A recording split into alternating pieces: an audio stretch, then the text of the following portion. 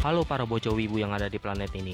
Gimana kabarnya boy? Balik lagi bersama gua Aniki-chan, dan kali ini gue mau ngebahas anime terbaik sepanjang masa buatan Eiichiro Oda yang berjudul One Piece. Tapi kali ini gue belum mau ngebahas spoiler atau alur cerita One Piece itu sendiri. Gue simpan dulu sampai view-nya banyak baru gue bahas. Yang gue bahas sekarang adalah main karakter dari anime One Piece yang bernama Monkey D. Luffy, Kapten Barbar dari bajak laut topi jerami yang mempunyai kekuatan buah iblis Gomu Gomu no Mi. Nah, buat yang udah ikutin alur cerita anime ini, pasti tahu dengan kekuatan gear dari Monkey D. Luffy ini. Gear yang gue maksud bukan gear buat tawuran yang biasa digunain sama bocah-bocah alay buat perang di bawah kolong atau di tengah-tengah jalan. Apaan sih tawuran segala bikin macet jalan aja tai? Penasaran gear apa aja? Maka dari itu, kali ini gue akan ngebahas 5 gear terhebat Monkey D. Luffy. Oke, sebelum gue lanjut, gue ingetin kalian yang belum subscribe channel ini, ayo kita subscribe channel ini biar gue makin semangat buat ngebahas anime lainnya.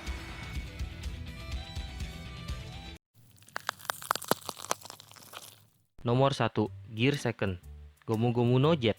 Gear Second ini pertama kali muncul saat Arch Enies Lobby di pertarungan Luffy melawan CP9 dan juga awal mula dari semua gear lainnya. Cara kerja Gear Second ini dengan memompa aliran darah menuju bagian tubuh yang dipilih dalam rangka menyediakan lebih banyak oksigen dan nutrisi ke dalam tubuh, yang memungkinkan si Luffy memiliki kecepatan bergerak dan pukulan yang kuat yang berkali-kali lipat dari biasanya dengan durasi waktu tertentu.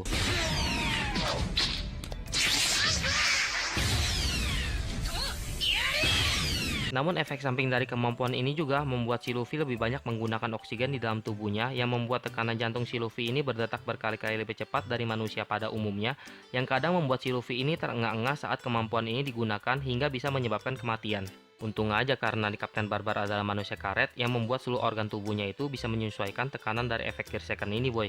Intinya kemampuan ini hanya bisa digunakan oleh tubuh karet seperti Luffy. Coba kalau kalian boy, boro-boro nahan tekanan di jantung, lari keliling komplek aja udah ngos-ngosan.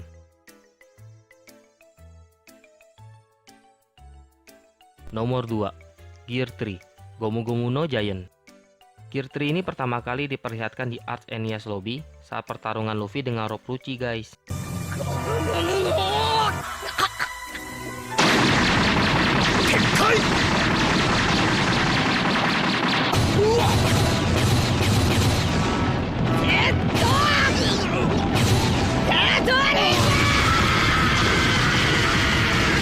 Berbeda dari Gear Second yang ningkatin kecepatan dan cara bertarung, Gear 3 ini menggunakan teknik memperbesar bagian tubuh seperti kaki, tangan, pala, dada. Wow, enggak. Kaki tangan doang guys, hehe. Cara kerja Gear 3 ini dengan meniupkan angin ke dalam jempol atau ibu jari si Luffy, lalu memasukkan tekanan udara ke dalam tubuhnya dan memindahkan ke bagian kaki atau tangan yang ingin dia pergunakan. Sesuai dengan namanya, Gomu Gomu no Giant, kemampuan ini membuat tangan atau kaki Luffy bisa membesar dengan kekuatan dan daya hancur layaknya raksasa. Tapi seperti Gear Second yang sebelumnya gue bahas, Gear 3 ini juga memiliki kekurangan yang dimana setelah Luffy menggunakan Gear 3 akan membuat seluruh tubuhnya itu menciut atau mengecil, mirip kayak balon habis kempes gitulah. Dan butuh beberapa waktu untuk membuat tubuh nih Kapten Barbar kembali ke wujud aslinya guys. Nomor 3, Gear 4, tipe Bondsman.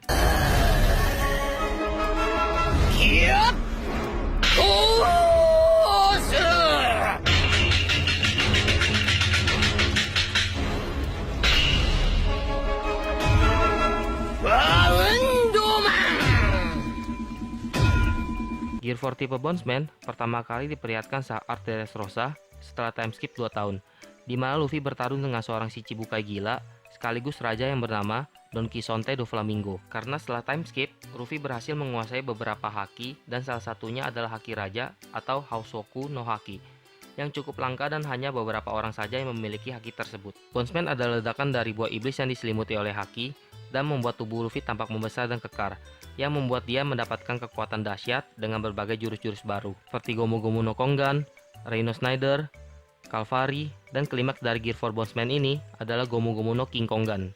Jurus one hit yang ngebuat tangan Luffy segede gaban dan sekaligus jurus terakhir buat tumbangi Raja Jahanam dari kerajaan Dressrosa itu boy. Selain serangan yang kuat, Bondsman juga ngebuat tubuh dan kulit Luffy jauh lebih kuat dan tebal karena diselimuti oleh haki dan ledakan dari buah iblis itu boy. Berbeda dari gear sebelumnya yang tidak menggunakan haki, Gear 4 ini menggunakan haki dan tergolong menguras haki dalam jumlah banyak, hingga membuat Luffy membutuhkan waktu setidaknya 10 menit untuk memulihkan stamina dan hakinya itu guys.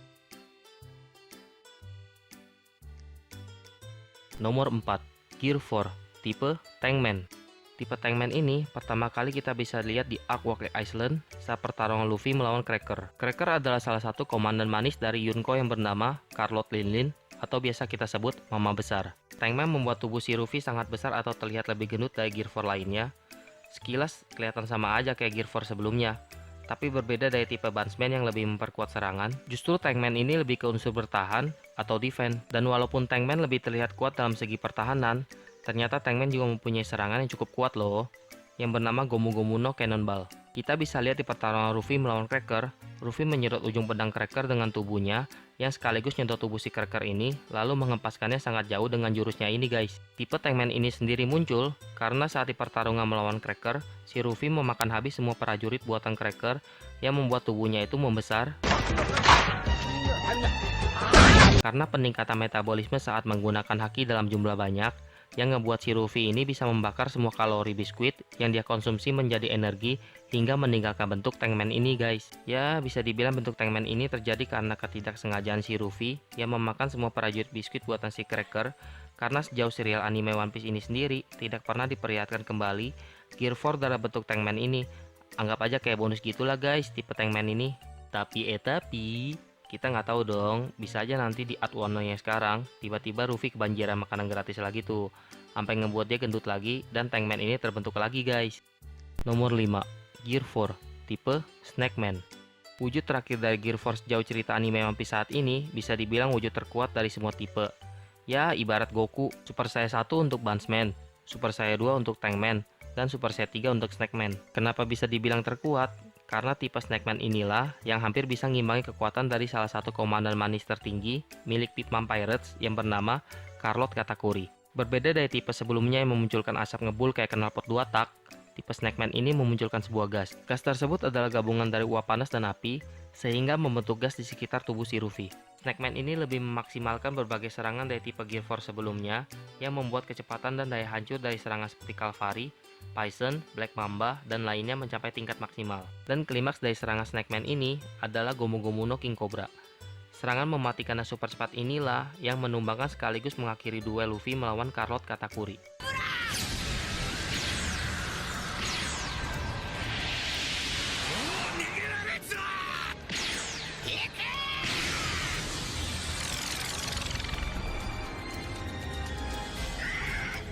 Walaupun Snakeman itu memaksimalkan kekuatan buah iblis dan haki hingga ke titik atas, namun Snakeman ini memiliki pertahanan yang hampir sama seperti Luffy yang sedang tidak menggunakan Gear 4. Karena tipe Snakeman ini lebih berfokus ke dalam serangan yang kuat dan cenderung mengabaikan dalam segi pertahanan, di mana kita bisa lihat Luffy dengan mudah terluka dan merasakan sakit saat mendapatkan serangan dari Katakuri.